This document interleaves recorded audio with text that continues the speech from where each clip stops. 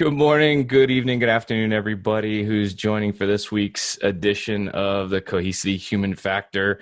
My name's Chris Colotti. I'm one of the principal technologists for the company. And I have with me today a longtime friend of my wife, actually, Susan Fay West. Do you go by Susan or Sue? I go by Sue. Sue, author actually of a book. I'm going to hold up the book. It'll be tough to see with the virtual background, but Organizing for a Fresh Start. And we actually thought that this would be a really cool topic, not only for people who've been working from home for a long time already, but people that are new to it. And the whole premise of the series has always been, hey, how do we adapt to what's going on and what's changing in the world around us, but more importantly, working from home. So, Sue, can you just give us a quick little bit on your background, and then I'll get a couple of questions I'll start in with. Yes, background. Worked in corporate for about 20 years, and then, much to my surprise, became self-employed, first as a professional organizer, and then I morphed my business into organizing, coaching, and developed a specialty on people with ADHD. So that's kind cool. of this is probably the right crowd because most of the people in IT have OCD and ADHD. Say that 3 times fast. Yeah. So what initially when you wrote the book, what initially prompted you to write it? Did you have organization challenges yourself, or how did you come about to this career? Yeah, it was some of that. I grew up with 2 ostensibly very organized parents, but there was a lot that was hidden. They were less organized in their minds. There wasn't a lot of stuff around. Everything was perfectly in its place. So there was that. The other part of it was, the title is Organize for Fresh Start, Embrace Your Next Chapter in Life. And in my early 40s, I had gone through pretty much every transition you could possibly think of. I got divorced. I moved states. I had dogs instead of turtles for the first time in my life. Bought a motorhome. Topic. Bought a motorhome, which was like the furthest thing from how I grew up. I explained it to my mother as it's a cottage on wheels, and then she kind of got it. Anyway, so I went through a lot of life transitions, and when I actually went through an experience myself where. So I had brought all this stuff to where I was living, and then I got through a lot of it, but there was my craft space that I couldn't get into. And so finally I wrote down all the questions that an organizer would ask a client, and I gave it to a friend, and we worked on it together, and it was much easier. And that's when I discovered that there's this emotional distance that you have to have. There's a whole psychology behind organizing. So I don't want to get rid of that thing because I've had it forever. Yes, I paid a lot of money for it. My mother gave it to me. I've never used it, but so I think a lot of people believe, and I'll say this personally, you wouldn't know it by looking at my desk. I'm not looking at it. So no, you're not looking at it. I tend to feel like I'm fairly organized, and some of my teammates who are on this call may or may not attest to it. I get a lot of the project-based tasks, right? Because I'm very task list oriented. I can keep things in line, dates meet up. So how do you define disorganization? I guess, how does somebody know when they're not organized and they need help? I think it's a personal feeling. I think I'll answer a couple answers there. It's a personal feeling. So my motto has always been, you feel organized when you're organized enough for you, when it's comfortable for you. However, especially for people with ADHD and any other mental health issue, it usually affects people around you, and you might not know it. And I say ADHD, it's part of ADHD is you don't realize how you're coming across to people because you're more in your head or you're hyperactive. And so you got to start asking people. And that's when they realize usually what I hear is, I'm not living up to my potential and I know it and I don't know how to do that. Or my wife or spouse had suggested that I talk with a coach because it's starting to affect. I get a lot of people who are saying it's affecting our relationship and I don't know what to do. And I'm not really sure where the problem is because I think I'm doing okay, so. So before we get into some of the concepts in the book, based on pre-pandemic Yes. and the things you just said, how much has that compounded with, people having to get thrown into work from home? Like, I can only imagine. Has your number of conversations like doubled, tripled, just gone through the roof because everybody's just been slammed into this new mode of doing things and they're completely disorganized? They were really quiet at first, kind of during what I sort of divided transition into crisis. So they were quiet. And then there's the temporary, okay, we're through the crisis, but we're not really sure what's going to happen. So we're not really sure what we're going to do. So a lot of uncertainty. And then you get into okay, this is probably going to be permanent now. And the last part is, I might even have a choice in this. So people were quiet at first. And then when they realized this is not just a crisis, this is going to be around for a while, that's when they started calling a lot more. So I'm very busy right now. I can only imagine. So if you were to, for people who want to look at the book, give sort of I don't want to say up level, that's more of a corporate term. A couple of highlights, the things that people should understand what it goes through. Because I'm looking at, even the cover and I kind of flip through it, but you have different examples just on the cover of new career. You've suddenly become single, new home. I don't think when you wrote this, you expected, pandemic and working from home, but you could probably write a whole new chapter at this point. Downsizing, empty nest. Do you see people, where do they start? Like, what's the first few concepts once they recognize, hey, all right, I've just changed careers, for example, because that's actually happening a lot right now, is people getting let go, laid off, moving around companies. Yeah. But that might be a good example of one, if that's the situation you're in, where do you start? Yeah. I always ask people to start with your values, what your strengths are.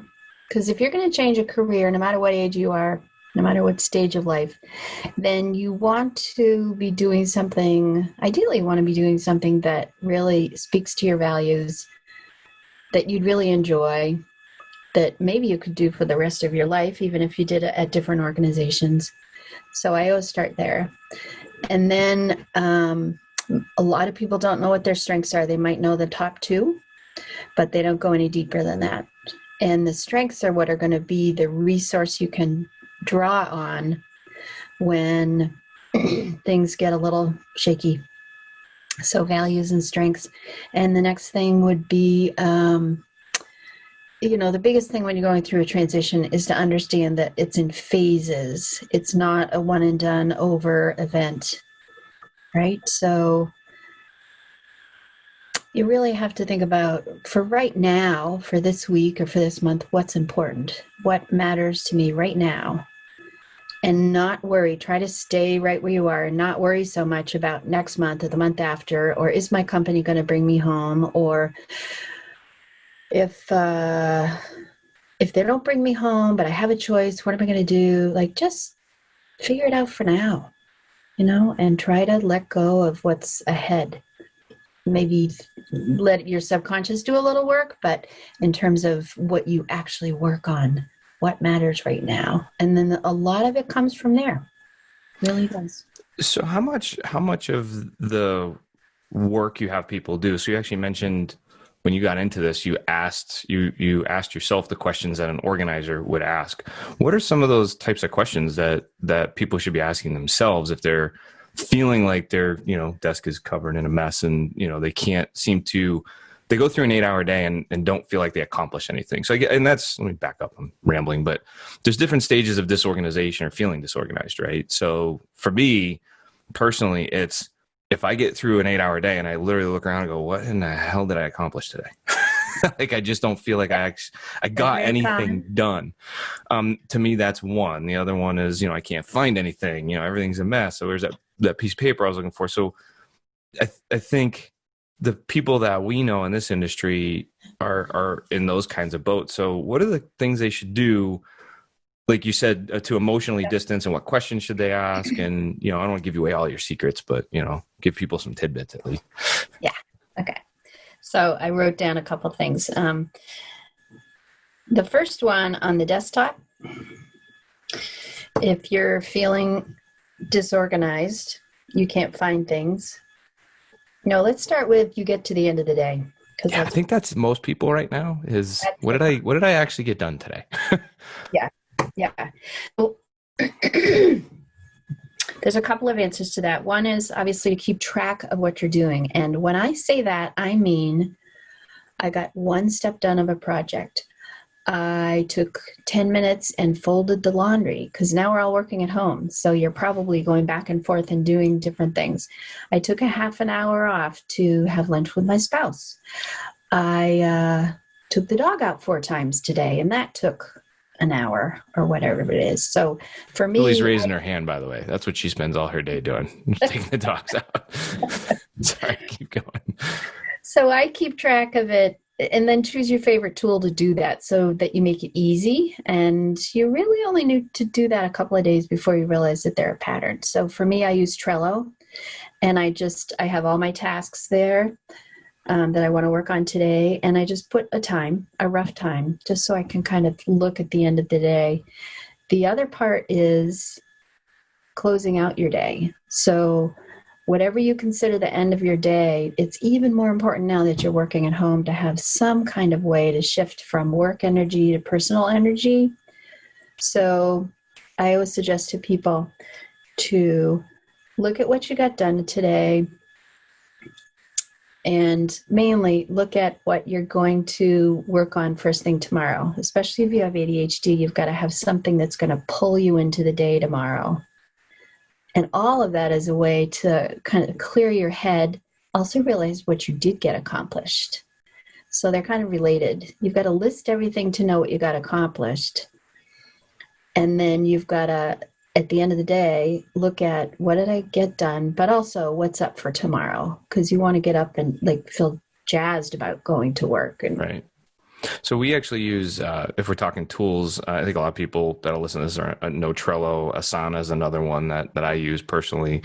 Some people just use, Notepad and tasks on their phone.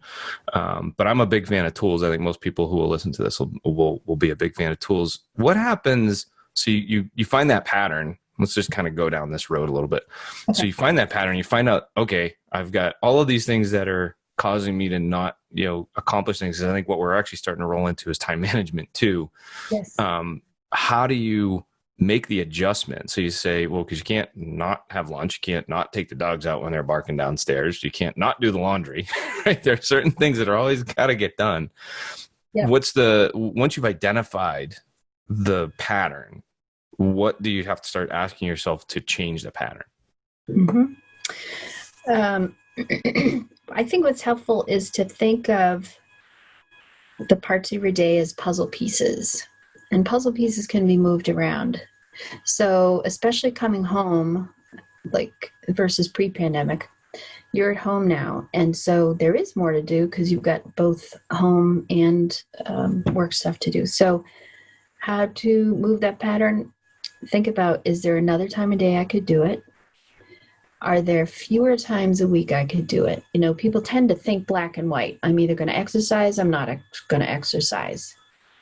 Well, I just started exercising 20 minutes instead of 30, but more days a week, right? So that's an example of adaptability. Or if you notice a pattern, what's another pattern? Another pattern might be you work on stuff, but you don't actually finish it. So you work and then you don't invoice it, or whatever you have to do at your company, put it in your timesheet or something. And so then you've got to add that to your Trello or your Asana or something until it becomes a habit, right? And that adds up over the course of the week. The biggest issue people have, honestly, is they don't put everything on their list that they want to get done. So they've got 75% for example, of what they want to get done, and they prioritize that. And then, oh, well, they're 25% of my time that I've spent in one of these patterns. So going off and looking at video games, taking a break during the day, doing a lot of customer support. Nope, nope, nope. I'm sure you don't do that. We did Sorry, was not that my, talk was before that, this did that face episode. show up to playing video games? So to break the pattern, I mean, the biggest thing is to be aware of it. It's like alcoholism, you know, the biggest thing is to be aware of it, and then you can start to attack it. So I think people have been through different, there's always been different systems, right? I think when you and I first talked, there was, I can't remember the system, but there was this one that was like a 4-grid system, and you're supposed to stay away from the thing Eisenhower. yeah, is Yeah, it the or Eisenhower one? And there's one grid that that is, time consuming, but the least impact, right? And that's the kind of stuff you're supposed to stay away from or identify. See, and I think I can relate to this because a long time ago when Julie and I started weight loss and things like that, the first thing we did was we tracked everything we ate, because you don't know what you don't know what you got to fix until you know all the junk you're putting in your system. And it's if from my brain, that's pretty simple to say, well, what am I doing every day that is consuming time but not being impactful or just wasting time? I think as social media came out, you started to hear a lot of people like call Facebook a time suck and social media time, and now it's even worse, right? Because everybody's that's where we get our news. Can we shift 1 second, go into that other question, which is physical disorganization? Because your comment about the craft room kind of hits home just a little bit. Sorry. Was that obvious? Are you crafty, or are you talking about somebody else? No, I was looking across to my office mate. But I think physical and so I'll give I like using personal examples. Every year I go into the year and say, this year I'm going to scan every document that I have and put it into Google Drive, right? And by February, nothing's been scanned, or, to try to organize, call it receipts, whatever, just stuff that I don't want to have laying around. We still have filing cabinets, full of stuff. And usually stuff just gets thrown in the filing cabinet, not actually filed into a folder. but that seems like a totally separate problem, right? Like getting through your day, but just being in a room that's not, organized or cleaned, or so. How do people attack that? Because I think the poignant point you made was you have to separate emotionally from some of what you're cleaning up. Yeah. So where couples are involved, it's very important not to touch the other person's stuff. I've actually had people decades later say, my spouse threw out, or my mother threw out XYZ, and ever since then I haven't been able to clean up my office. So I'm very serious about that. So where would you start in your own office? Like if it was yours, which I don't see too much of except your windows. No, because I have the virtual background. Yes. I tend to do I'll be honest, I use a lot of like not post-it notes, but just pieces of paper. Like if I'm taking a note, like I have one here because I keep forgetting to call about tires. I end up with all of these pieces of paper like randomly on my desk with doodles, and usually I just look at them and go, well, if I haven't touched it in a week, I'm throwing it away. I just scoop them all up and I throw them in the trash. But for the most part, I mean, I can't really pan the camera, but I have my monitor, my keyboard, my laptop, an iPad, another iPad, a phone, and another laptop. So it's all, to me, very organized because I can pan around and do the things that I need to do. And for a lot of folks in my industry, you'll see 4 monitors. You'll see, if you go on Twitter and follow some of the people I follow, you'll just see these crazy environments of workstations that they built. And they look very organized. What you don't know is like, what about the rest of it? Is there junk under the table? So, yeah. I mean, mine's, like I said, I feel like I'm generally okay for the most part as I look around. But, I know some of my colleagues, John, not to pick on him at all, but before he moved houses, his office was in the basement, right? So it wasn't a real workspace. So maybe that's a good focal point. Is I'm seeing a lot of people, at their kitchen table, on their couch, because they don't have a workspace. I think the workspace directly relates to organization, which directly relates to how much you get done. And it relates to boundaries. If you're living in a family, so you have kids, right? They understand, oh, this is the office space. It's not the kitchen table. It's not the living room. And that's what I mean about when it was first a crisis and this just got foisted on everybody. I've been working at home for a long time, but I live with someone who has not. And so when it got foisted on us, it was, okay, where are we going to sit you up? Okay, let's just get you in the den for now. But then as it goes on and on and on and on, you say, okay, this has to be a little bit more permanent. Or one of my clients was working in the living room, but that didn't work for her spouse who would come out and want a break, and she's on the phone. So having that designated space, even if it is a corner of a room or a corner of the kitchen, but that you call it the office, even that helps if you're not in a larger house where you have two different rooms or you have a basement or something like that. With the papers, so first of all, I always give people permission, which apparently is really valuable to them, I've been told. Just put a couple of boxes around you, right? So in other words, if you want to file something, you can file it in a file cabinet, but you can also file it in a box that just says 2020, because what are the chances you're ever going to go back and look at it? So things. Probably zero. I love that idea. Yeah, it's like, do I want to spend my time doing that, or kind of doing the benefit cost of how long is it going to take me to file? But the other idea is, if you do like to file, is find something else to do while you're filing. I don't know too many people who like to file. So music, TED Talks, listen to a human factor interview, talk on the phone to somebody, but make sure they know you're listening to you and not filing, so that can help too. And on the pieces of paper like you have, you're a technology person. So I would imagine, my suggestion would be put all the stuff that you have to do into Asana, whatever, or if it's personal, into Excel or something digital. And then use the one Post-it note for, this is my focus for today. Because it does need to be visible. And that's true for people, even if they don't have ADHD. Because once you go into the computer or you go into the phone, most of us get lost. And we don't remember to look up that to-do list. Yeah, I think a lot of people that get caught up in tools, they think they go to the tool once or twice a day. And I'm one of those people who has to have it in front of me, or Yes. exactly your point, it gets lost. It's when I was in sales, you're always driven by a number, and I would have my number on my monitor. That's what I need to do today or this week or this month, Yes. to hit my goal. But it was on a little sticky note. But yeah, it's funny because everybody always says, and I used to use, Evernote or something to take notes and things. But when things are moving fast or you're on a call, it's like, well, there's a pen and paper right there. And I just never translate it. And then 2 weeks later, I'm like, oh, that was last week's call. I don't need that. But So the translating part, you could do at the end of the day. If you wanted to, if there were some to-dos that had to end up on your list for tomorrow, that could be part of your end of the day, kind of closing up your work day so that you mentally close up. That's part of it too. And then you can go on to your personal life. I'll have to try that. I do like, okay.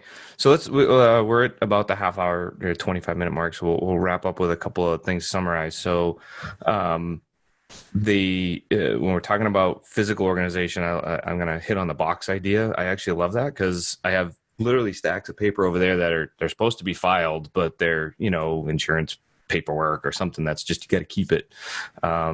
But to do things either box or folder by year would be great. I like that idea. Use a tool. That's one of the things I jotted down that you wrote or that you mentioned, which is the papers on the desk. Yeah. Track what you need to do. You review what you got done, and tee up tomorrow with the things that got left over.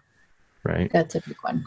And I think I think everybody we've had on has said the same thing, which is end the day. You got to end the day. And for people that have been working from home for a long time, we've been used to that.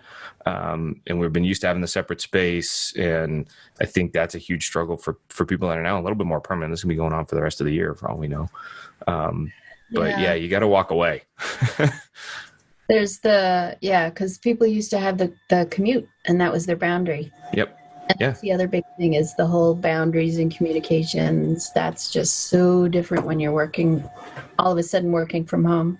Right. Well, this has been great. Now Julie's printing something. It's probably got picked up on my And I'm microphone. reading comments, any boxes you have or don't have. Oh, that's a whole different story. So for everybody who wants to check out the book, I assume it's still on Amazon or still out there. It is, yep. They can, the easiest thing is just to go to my website, Yes. coachsuewest.com. And you'll see a page for that book. And then I have an ADHD workbook on there too. So you can Awesome. see both of Yeah, them. well, if anybody actually checks it out, let me know or comment on the repost of this on YouTube. So this will be up on the recording will be up on YouTube in a couple days, but definitely put a comment out there. We'll actually I'll try to have the web team put the link to the website too on the YouTube post. If not, you can always comment on it and just add it, I think, if they don't do it. But this has been great. I wish you the best back in New Hampshire. I don't miss the New Hampshire weather. But stay safe, Sue. And all right. All righty. Thanks for having me. Thank you. Bye-bye. Bye.